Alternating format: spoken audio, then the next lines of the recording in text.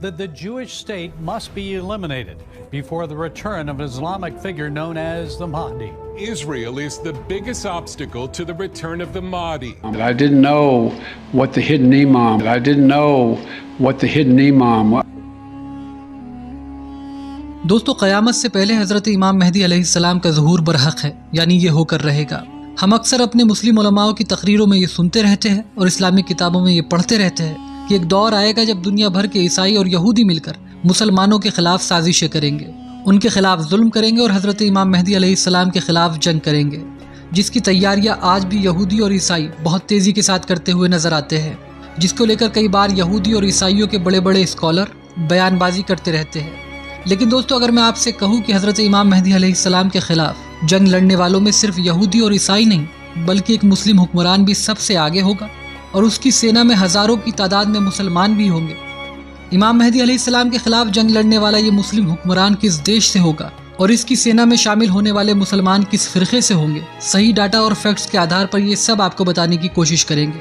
سواگت ہے آپ کا ہماری اس خاص رپورٹ میں، میں ہوں فیض اور آپ دیکھ رہے ہیں دا کرنٹ ورلڈ۔ دوستو امام مہدی علیہ السلام سے پہلے یوں تو کئی طرح کے فتنے پیدا ہوں گے، لیکن انہی فتنوں میں سے ایک فتنہ ہوگا فتنہ سفیانی۔ جی ہاں دوستو، سفیانی فتنہ نام سن کر آپ کے ذہن میں ابو سفیان نام ضرور یاد آیا ہوگا۔ یہ وہی نام ہے جس نے اللہ کے نبی کے دور میں نہ صرف آپ کے خلاف جنگ لڑی بلکہ یہ مسلمانوں کا سب سے بڑا دشمن تھا۔ جنگ بدر، جنگ احد، جنگ خندق میں کفار و مشرک ابو سفیان کے نیترتو میں ہی مسلمانوں کے خلاف لڑے تھے۔ آپ کو جان کر شاید حیرانی ہو، جنگ احد میں اسلام کے عظیم ترین یودھا حضرت امیر حمزہ کی شہادت کے بعد ابو سفیان کی وائف ہند بنت عتبہ نے حضرت امیر حمزہ کا کلیجہ کاٹ کر کھایا تھا، کیونکہ وہ حضرت امیر حمزہ کی بہت بڑی دشمن تھی۔ جس طرح سے حضرت علی کی بہادری سے کفار و مشرک ہمیشہ خوف زدہ رہتے تھے، کچھ اسی طرح کی بہادری حضرت امیر حمزہ کی جنگ کے میدان میں رہتی تھی، جس کی وجہ سے وہ ہمیشہ سے ہی کفار و مشرک کی نظر میں کھٹکتے تھے۔ یہی وجہ رہی کہ جب حضرت امیر حمزہ شہید ہو گئے تو ابو سفیان کی بیوی ہند بنت عتبہ پر آپ کا کلیجہ چبانے کا آروپ لگا۔ حالانکہ جب اسلام پورے عرب دیش میں پھیل گیا تو ابو سفیان نے بھی اسلام قبول کر لیا۔ کچھ لوگوں کا یہ کہنا ہے کہ ابو سفیان نے اسلام مجبوری میں قبول کیا تھا، جبکہ کچھ لوگ کہتے ہیں کہ اس نے اسلام اپنا لیا تھا۔ خیر جو بھی ہو، اس کے بعد ابو سفیان کے گھر ایک بیٹا پیدا ہوا جس کا نام معاویہ بن ابو سفیان رکھا گیا، جس نے حضرت علی کے دور خلافت میں آپ کے خلاف بغاوت کی، لیکن وہ کامیاب نہیں ہو پایا۔ حضرت علی کی شہادت کے بعد جب آپ کے بیٹے حضرت امام حسن پر خلافت آئی تو معاویہ نے آپ کے خلاف بھی ودروہ کر کے آپ سے خلافت لے لی۔ معاویہ کے بعد یہ خلافت اس کے بیٹے یزید پر آئی۔ یہ وہی یزید ہے جس نے کربلا کے میدان میں اہل بیت یعنی نبی کے گھرانے پر ظلم و زیادتی کی انتہا کر دی تھی، اور جس کا نام ہم اکثر سنتے آئے ہیں کہ ایک بدکار شخص تھا جس نے امام حسین کو ان کے 72 ساتھیوں کے ساتھ کربلا کے میدان میں 3 دن کا بھوکا پیاسا شہید کر دیا تھا۔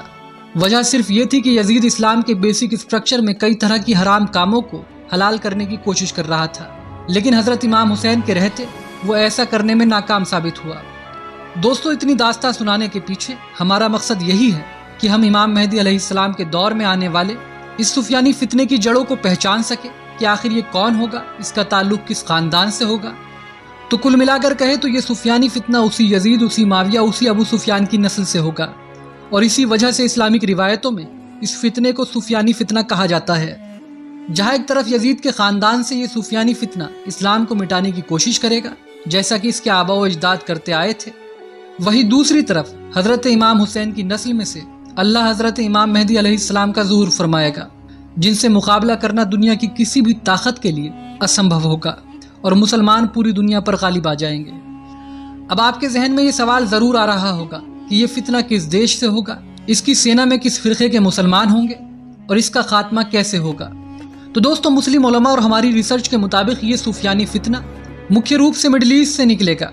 کئی جگہ پر یہ ملتا ہے کہ آج کے دور میں جہاں پر سیریا ہے اس کی ابتدا اسی دیش سے ہوگی، یعنی کہ جو دیش یزید کی حکومت میں امیت خلافت کا سینٹر تھا یعنی راجدھانی ہوا کرتا تھا، اسی دیش سے اس فتنے کے باہر آنے کی پیشن گوئیاں کی گئی ہے۔ اس کی فوج میں جو مسلمان ہوں گے وہ کہنے کو تو مسلمان ہوں گے، لیکن اصل میں وہ سب منافق ہوں گے، اسی طرح کے منافق جس طرح کے منافق یزید کی فوج میں تھے۔ سیریا سے ظاہر ہونے کے بعد یہ فتنہ لگاتار مسلمانوں کو قتل کرتا ہوا آگے بڑھے گا۔ یہ مسلم علماء کو بھی چن چن کر قتل کرے گا۔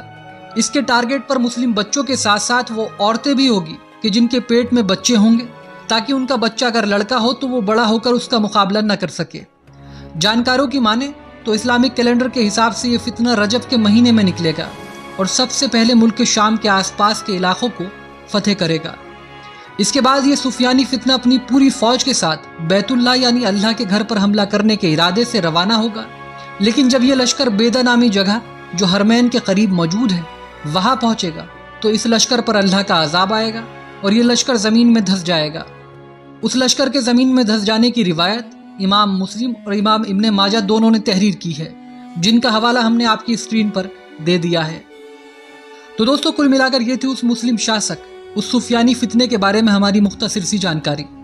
اللہ ہم سب کو اس فتنے سے محفوظ رکھے، اور جب امام مہدی علیہ السلام کا ظہور اس دنیا میں ہو تو ہم سب بھی ان کی فوج میں شامل ہو سکے۔ اس کے لیے کمنٹ سیکشن میں آپ لوگ آمین کہنا نہ بھولیں۔ فی الحال ہماری اس رپورٹ میں اتنا ہی۔ اگر آپ کو ہمارے دوارا دی گئی جانکاری پسند آئی ہو تو ویڈیو کو لائک کریں اور ساتھ میں چینل کو سبسکرائب کرنا نہ بھولیں۔ شکریہ، جے ہند۔